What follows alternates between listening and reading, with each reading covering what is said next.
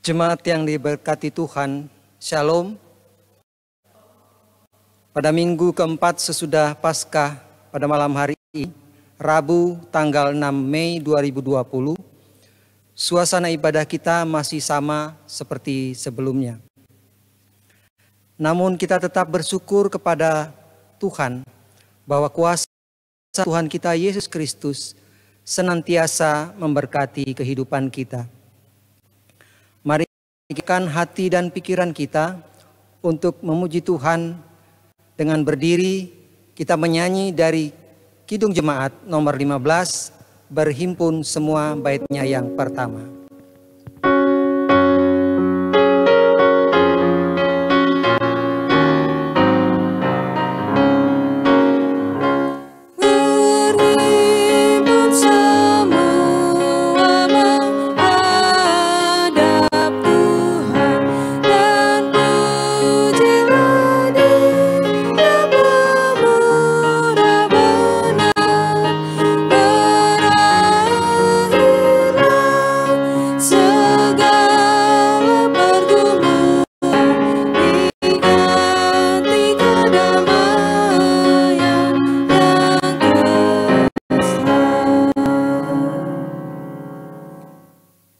Mari kita berdoa.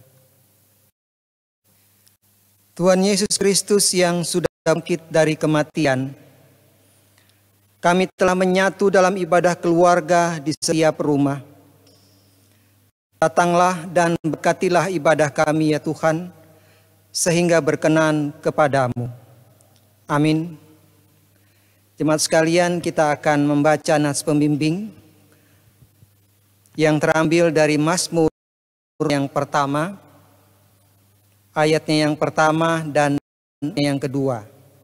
Mazmur pasalnya yang pertama, ayat pertama sampai yang kedua, yang mengatakan, berbahagialah orang yang tidak berjalan menurut nasihat orang fasik, yang tidak berdiri di jalan orang berdosa, dan yang tidak duduk dalam kumpulan pencemooh. Tetapi yang kesukaannya ialah Taurat Tuhan, dan yang merenungkan Taurat itu siang dan malam. Jemaat dipersilakan duduk kembali. Kita memuji Tuhan dari Kidung Jemaat 39 bait yang pertama, Ku diberi belas kasihan.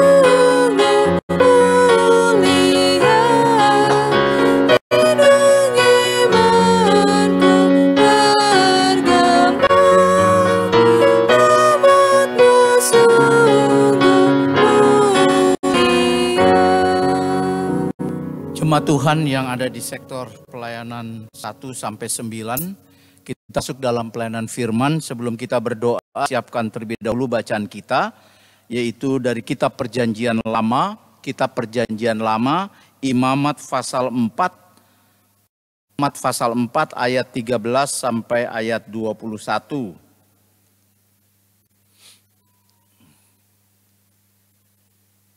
Kita berdoa sebelum kita membaca firman Tuhan. Mari kita berdoa. Kami siap disapa oleh Tuhan melalui firman-Mu. Karena itu ya Kudus bekerjalah, mampukan kami mengerti, memahami kebenaran dari firman-Mu dan memeliharanya untuk kami berlakukan dalam hidup kami. Bersabdalah ya Tuhan, kami siap menyambut firman-Mu dan memeliharanya. Amin. Jemaat Tuhan, mari berdiri. Imamat pasalnya yang keempat, ayat 13 sampai 21 demikian firman Tuhan.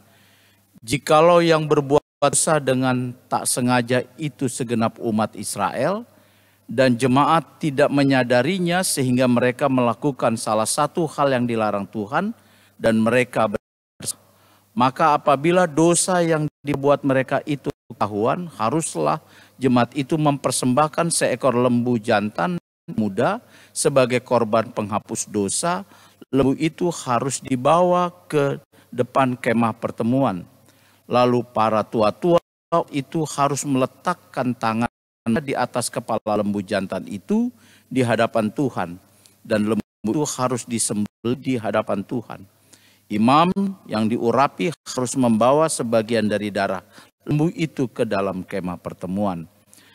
Imam harus mencelupkan jarinya ke dalam darah itu dan memercikkannya 7 kali di hadapan Tuhan di depan tabir. Kemudian dari darah itu harus dibubuhkannya sedikit pada tanduk-tanduk mezbah yang di hadapan Tuhan di dalam kemah pertemuan. Dan semua darah selebihnya harus dicurahkannya kepada bagian mezbah korban bakaran yang di depan pintu kemah pertemuan. Segala lemak harus dikhususkannya dari lembu itu dan dibakarnya di atas mezbah. Beginilah harus diperbuatnya dengan lembu jantan itu, seperti yang diperbuatnya dengan lembu jantan korban penghapus dosa.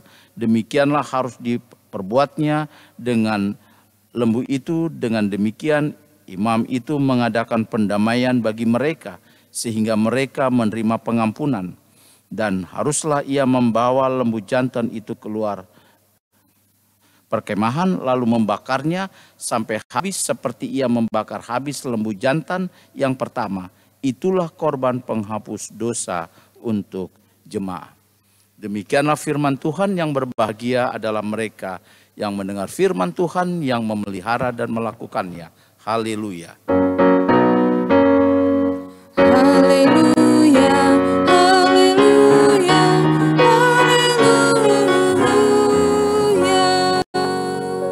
Jemaat Tuhan silakan duduk kembali. Selamat malam Jemaat Tuhan sektor 1 sampai 9.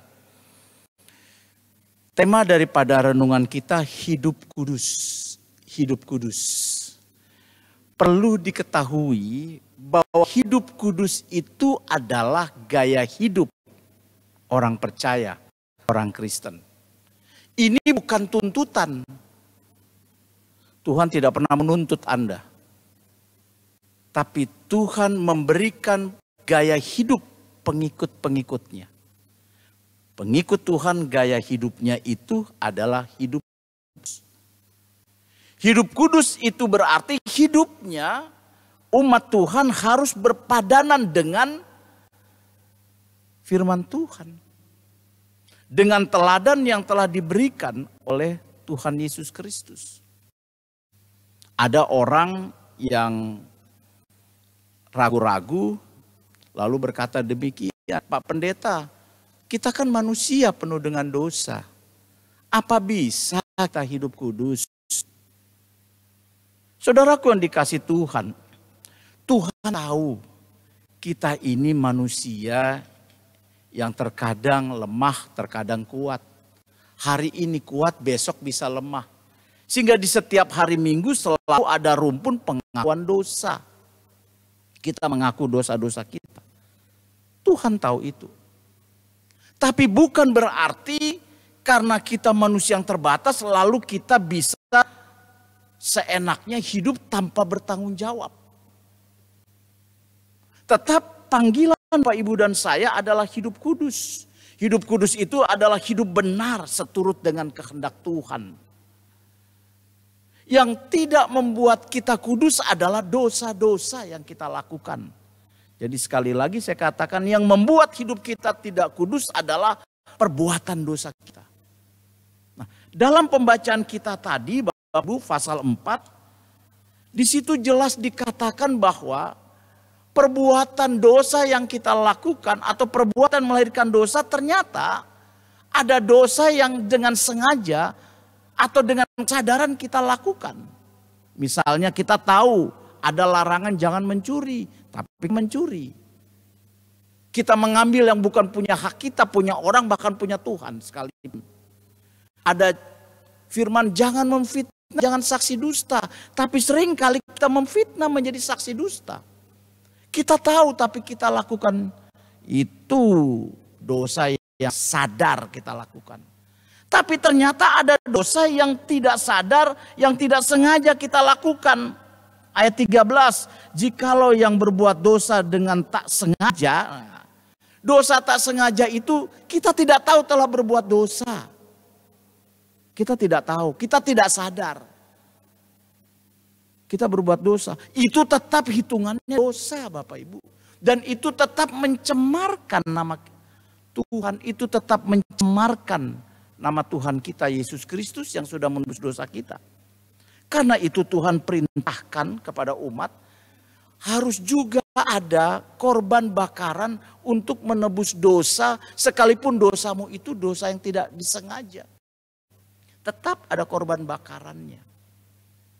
Nah, Bapak Ibu dan Saudara sekalian, kita sudah baca tadi ya, binatangnya seperti hari Minggu yang lalu, khotbah juga tentang korban pendamaian, harus korban dari hewan ternak jantan sudah tidak tercatat dan sebagainya, dipersembahkan kepada Tuhan. Tapi kita tidak akan membahas tentang korban bakaran itu, tapi yang kita mau mengerti sekarang, melalui korban bakaran itu sebenarnya yang mau dikatakan Tuhan, apa kita punya panggilan sama, hidup kudus di dalam Tuhan. Hidup kudus dalam Tuhan. Bagi Tuhan hidup kudus itu penting. Bagi Tuhan hidup kudus itu hal yang menjadi prioritas. Karena itulah Bapak Ibu dan Saudara sekalian, mau tidak mau sebagai anak-anak Tuhan, kita harus berupaya hidup kudus di dalam Tuhan. Kita adalah orang-orang pilihan. Ketika kita hidup kudus, Bapak Ibu, itu berarti kita harus mematikan atau mengalahkan keinginan daging dalam diri kita. Bapak Ibu, saudara dan saya harus mampu mengalahkan keinginan daging. Menempatkan keinginan roh di dalam Tuhan sebagai yang utama dan terutama. Lalu kita belajar hidup bertanggung jawab. Karena saudara dan saya sudah diampuni dari dosa-dosa kita. Kita mempunyai hidup baru, yang lama sudah berlalu. Karena itu tunjukkan yang baru dalam kekudusan hidup. Kita harus sungguh-sungguh Bapak Ibu. Supaya melalui hidup kudus itulah kita itu menjadi saksi Tuhan. Sebab kalau hidup kita tidak kudus, hidup kita tidak benar berpadanan dengan Injil Tuhan, bagaimana kita bersaksi? Apa bedanya kita dengan orang di sekitar kita? Sama saja. Kudus itu juga artinya selain suci tidak bercela, berbeda, tidak sama dengan yang lainnya. Kalau Bapak Ibu adalah anak-anak Tuhan Yesus, kita harus berbeda dari anak-anak dunia lainnya. Perbedaannya di mana? Perbuatannya. Karena itu Bapak Ibu, mari kita belajar, mari kita wujudkan hidup kudus. Dosa sekecil apapun serius di dalam Tuhan Bapak Ibu. Makanya dalam firman dosa tidak sengaja pun harus diselesaikan dengan Tuhan. Tidak ada dosa besar, dosa kecil. Dosa adalah dosa. Dan dosa itu bertentangan dengan kehidupan di dalam Tuhan. Jadi ada orang bilang, dia mencuri rame-rame, dosanya bagi-bagi. Mana ada dosa bagi-bagi. Kalau mencuri misalnya ada hitungannya. Mencuri hukumannya dosanya 10. Yang mencuri 10 orang, 1 orang 1. Enak aja. Tidak ada. Dosa adalah dosa. Dan setiap dosa tidak berkehendak di hadapan Tuhan. Karena itu Ibu Bapak, mari kita belajar hidup kudus. Jadi orang Kristen tidak gampang. Jadi orang Kristen itu standar hidup kita itu bukan dunia. Standar hidup kita adalah Tuhan Yesus Kristus yang sudah menjadi contoh dan teladan bagi kita. Karena itu mari kita belajar hidup kudus. Mari kita memerangi dosa. Mari kita kendalikan hidup kita. Supaya melalui hidup ini kita memuliakan nama Tuhan. Kalau kita gagal, kita jatuh, kita tidak taat pada Tuhan, mari kita mohon ampun. Tapi tobat yang serius ya Bapak Ibu, jangan tobat tomat, kata orang. Tobat tak kumat lagi. Tobat kumat lagi, itu bukan bertobat, itu mempermainkan pertobatan. Kita mempermainkan kebaikan Tuhan, tapi mari kita mensyukuri, menghargai kebaikan Tuhan. Tuhan mengampuni dosa sebesar apapun, sebanyak apapun, seberat apapun. Bagi Tuhan kalau dia mengampuni, dia mengampuni. Tapi jangan permainkan kebaikan Tuhan. Hiduplah kudus di dalam Tuhan. Amin. Kita aminkan firman Tuhan dan bernyanyi dari Kidung Jemaat 29, Kidung Jemaat 29 ayat 3 dan 4.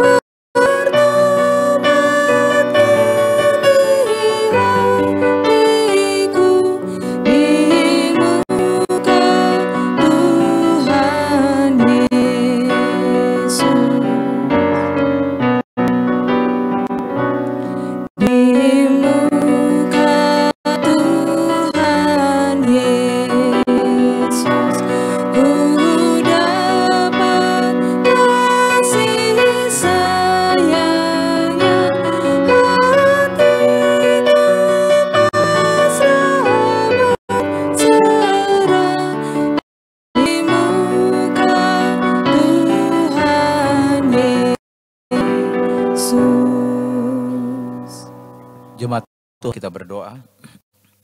Terima kasih untuk Tuhan-Mu mengingatkan apa Tuhan menghendaki kami hidup kudus. Bahkan dalam pembacaan ini ketika ada dosa yang tidak disengaja, tetap umat harus melaksanakan korban bakaran untuk pengampunan dosa. Kami sadar Tuhan dalam hidup ini terkadang dengan sadar kami berbuat dosa. Ampuni kami Tuhan. Tetap dosa di hadapan Tuhan. Engkau meminta kami hidup dalam kekudusan. Tuhan, mampukanlah kami dengan roh-Mu untuk mewujudkan hidup kudus seperti yang Tuhan inginkan. Supaya melalui kudusan hidup kami bersaksi tentang Tuhan, kami berbeda dengan anak-anak dunia. Kami menjadi berkat bagi orang banyak di dalam tanggung jawab iman. Tuhan tahu keterbatasan kami. Tapi ketika kami sungguh berupaya hidup kudus dalam anugerah yang datangnya dari Tuhan, kami akan dimampukan mempunyai kualitas hidup yang baik di dalam Tuhan. Terima kasih. Saat ini kami berdoa bersama-sama sekalipun kami dipisahkan karena virus corona menjadikan ibadah ada di setiap keluarga. Tuhan, kami percaya firman-Mu tetap akan diberitakan untuk menguatkan iman jemaat dalam menghadapi situasi kondisi pandemik COVID-19. Dengan iman mereka dimampukan untuk bertahan berpengharapan. Bagi umat yang kehilangan pekerjaan, yang dirumahkan, ya Tuhan, kuatkan mereka, mampukan mereka melewati ini semua dengan pengharapan bahwa burung di udara dipelihara Tuhan, maka kami umat-Mu pasti Engkau pelihara dengan sempurna. Tuhan, bagi mereka-Mu yang sakit dalam kelemahan tubuh masing-masing, Tuhan beri pemulihan, Tuhan beri kesembuhan yang datangnya dari Tuhan. Bagi umat-Mu yang saat ini tidak bisa beraktivitas normal, karena kami mendukung program untuk memutus mata rantai penyebaran COVID, dengan menjanjikan kami berdiam sesaat di rumah walaupun sudah sekian lama. Berikan kami kesabaran juga Tuhan, sebab apa yang kami lakukan pada prinsipnya untuk diri kami sendiri, untuk kami dapat kembali hidup normal. Berikan kekuatan, berikan kemampuan untuk melewati semua ini. Tuhan berkati Jemaat Bukit Kasih untuk tetap kami bertumbuh iman dalam situasi dan kondisi seperti sekarang ini. Berkati pelayanan Jemaat Bukit Kasih dalam berbagai upaya dan bentuk, bahkan upaya dari krisis center kami yang akan membantu setiap jemaat yang terdampak. Tuhan gerakan bagi warga jemaat-Mu yang terpanggil untuk membagi berkat, supaya kami tidak hanya melihat diri kami sendiri yang mungkin masih punya banyak cukup persediaan untuk makan dan minum, tapi ajar kami untuk menyisihkan sedikit untuk kami berbagi, supaya kami menjadi berkat Tuhan di dalam tanggung jawab sosial dalam kehidupan beriman bagi keluarga. Sehingga bulan ini dan bulan depan krisis center masih bisa membagikan bantuan diakonia untuk warga jemaat yang layak dan pantas menerima semua itu Tuhan. Kami berdoa juga bagi para dokter, perawat, tenaga medis yang semuanya sedang berupaya merawat mereka yang terdampak dan dirawat, memberikan mereka kesehatan, kekuatan, dan kemampuan untuk melaksanakan semua itu. Kami berdoa bagi upaya bangsa dan negara kami juga Tuhan berkati, agar upaya yang dilakukan dengan PSBB setiap provinsi, di setiap daerah, semua berjalan efektif dan menghasilkan sebuah kondisi yang lebih baik. Ya Tuhan, selamatkanlah dunia dari bahaya pandemik ini Tuhan. Ampuni dosa kami kalau memang semua ini karena dosa dan kelalaian kami yang selama ini mengabaikan Tuhan. Dengan jiwa ini kami diingatkan betapa manusia itu rapuh dan lemah.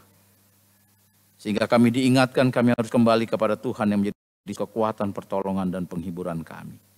Terima kasih Tuhan. Inilah doa kami, sempurnakan hanya dalam nama Tuhan Yesus yang sudah mengajar kami berdoa. Bapa kami yang ada di surga, dikuduskanlah namamu. Datang kerajaan-Mu, jadilah kehendak-Mu di bumi seperti di surga. Berikanlah kami pada hari ini makanan kami yang secukupnya. Dan ampunilah kami akan kesalahan kami, seperti kami juga mengampuni orang bersalah pada kami. Dan jangan membawa kami ke dalam cobaan, tapi lepaskanlah kami daripada yang jahat. Karena Engkaulah yang mempunyai kerajaan dan kuasa dan kemuliaan sampai selama-lamanya. Amin. Sebelum kita memberikan persembahan, kita akan mendengarkan puji-pujian duet untuk kemuliaan nama Tuhan tentunya, dari duet Haleluya.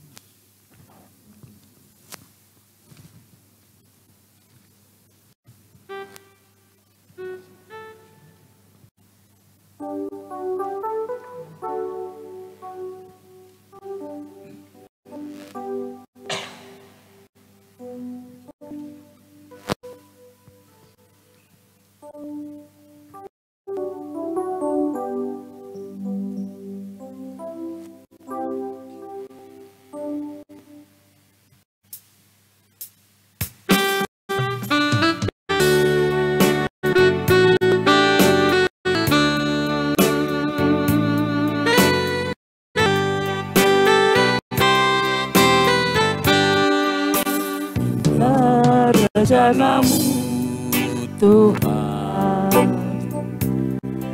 di dalam hidupku, walau ku tak tahu dan ku tak mengerti semua jalan-Mu. Dulu ku tak tahu Tuhan, berat ku rasakan,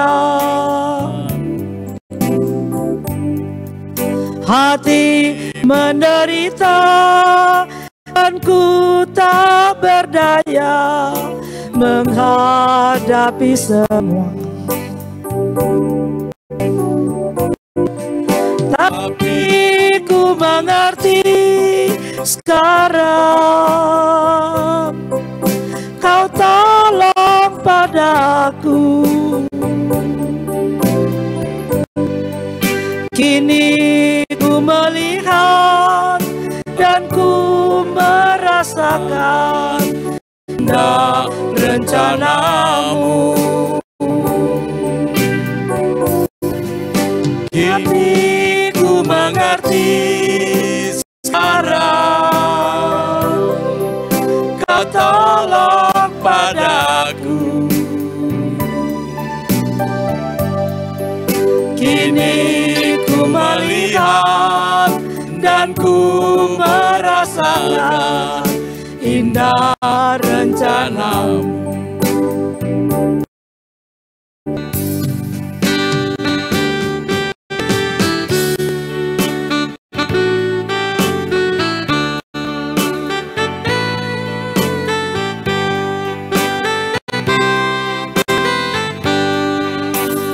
Indah rencanamu Tuhan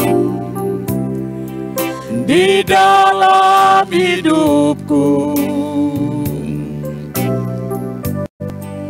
walau ku tak tahu dan ku tak mengerti semua jalanmu.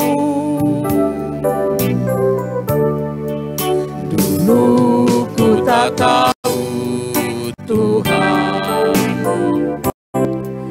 berat ku rasakan,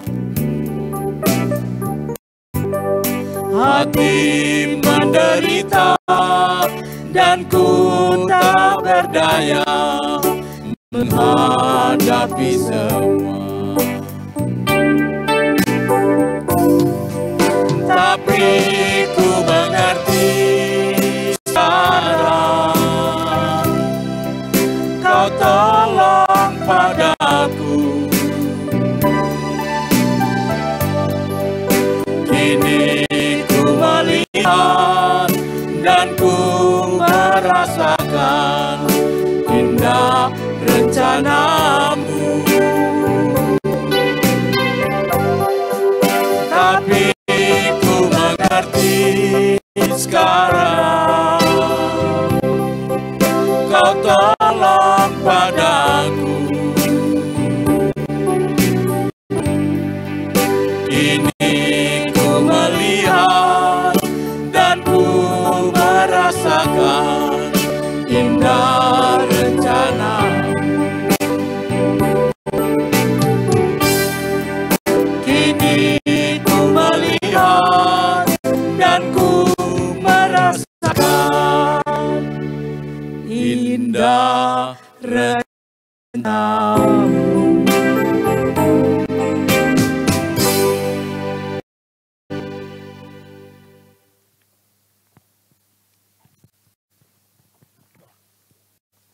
Jemaat, mari ungkapkan syukur hati dengan memberi bagi pelayanan gereja Tuhan dengan mengingat dari 2 Korintus 9 ayat 7 dan 8 yang menyatakan, hendaklah masing-masing memberikan menurut kerelaan hatinya, jangan dengan sedih hati atau karena paksaan, sebab Allah mengasihi orang yang memberi dengan sukacita. Dan Allah sanggup melimpahkan segala kasih karunia kepada kamu, supaya kamu senantiasa berkecukupan di dalam segala sesuatu dan malah berkelebihan di dalam pelbagai kebajikan. Tuhan berkati saudara dan persembahan saudara. Kidung Jemaat 367 bait yang pertama.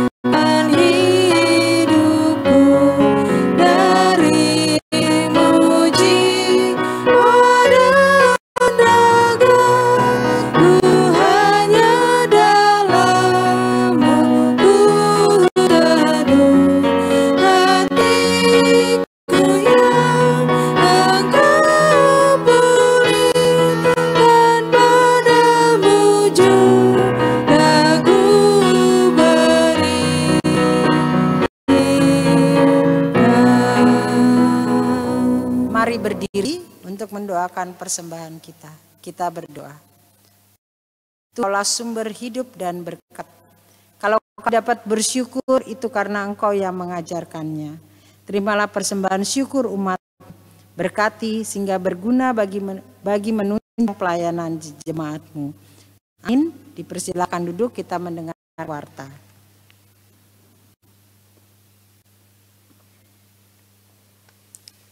Sidang jemaat yang terkasih dalam Yesus Kristus, warta jemaat pada malam hari ini hanya satu. Kami ingatkan kembali kepada kita bahwa ibadah keluarga bersahaja hari Rabu depan tanggal 13 Mei 2020 akan tetap dilaksanakan streaming dan jemaat bisa mengikuti ibadahnya di rumah masing-masing. Terima kasih atas perhatian jemaat, Tuhan Yesus memberkati. Jemaat Tuhan, marilah berdiri. Kita pulang untuk mewujudkan kehidupan yang kudus bagi hormat dan kemuliaan nama Tuhan, dan kita boleh bersaksi bagi dunia di mana Tuhan hadirkan kita. Kita memuji Tuhan dari Kidung Jemaat 413 bait pertama, Tuhan pimpin anakmu.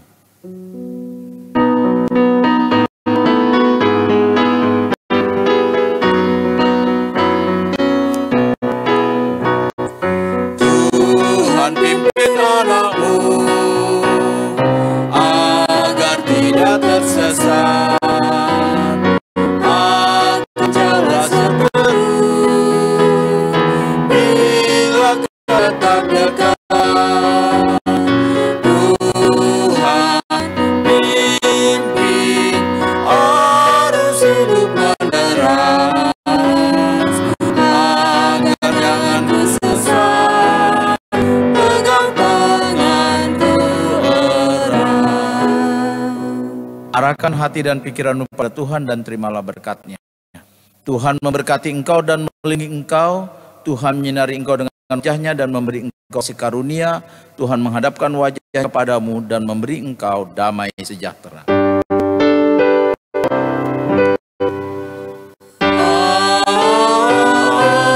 Amin, amin, amin. Jemaat silakan berteduh bersama keluarga. Tuhan memberkati.